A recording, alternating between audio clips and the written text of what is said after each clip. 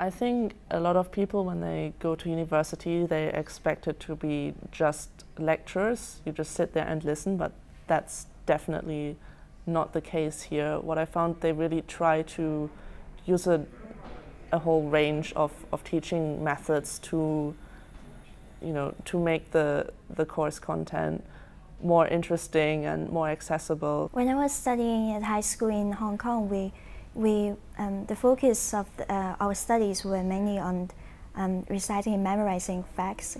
But here at Edinburgh, I think they have they require us to critically analyze materials. I would say that there's a huge difference between how we study somehow, because here we are expected to be really critical about what we are learning and to have well, it's tricky because have your own voice in what you are doing without showing it like a opinion.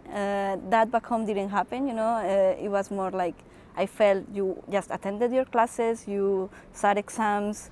When I got here, I realized, well, it's not as bad or as pressurizing as back home in Singapore, but I ended up placing a lot of pressure on myself because I knew what the expectations were. I mean, this is university after all, and I'm not expecting anything less, but I think that gives me the drive to want to do better. I think here students are expected to be not only be academically and not only excel in academic subjects, but also do well socially. So it's not enough just to attend lectures, and you also have to collaborate with other students and speak with your tutors if you have anything that you do not understand. But definitely it's much more independent study. The teacher doesn't really spoon feed you. It's the lecturers are there to teach you, and you need to be able to learn that, and you need to make sure that you keep on top of everything, because ultimately it's your responsibility, and at school it's so much different. It's very much different to high school.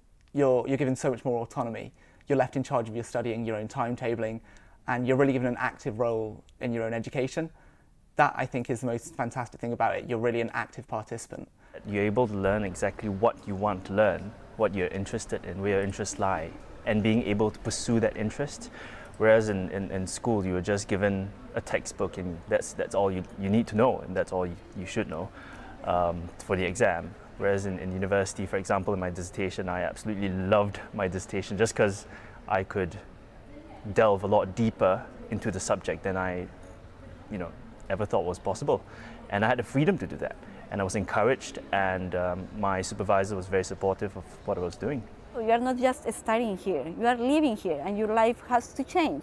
So I would say, as a recommendation, if you want to make the most of the experience of your studying abroad experience, is leave that stuff there, it's done, you had the experience, and embrace the new moment you are having here. Meet new people, dance new music, read different books.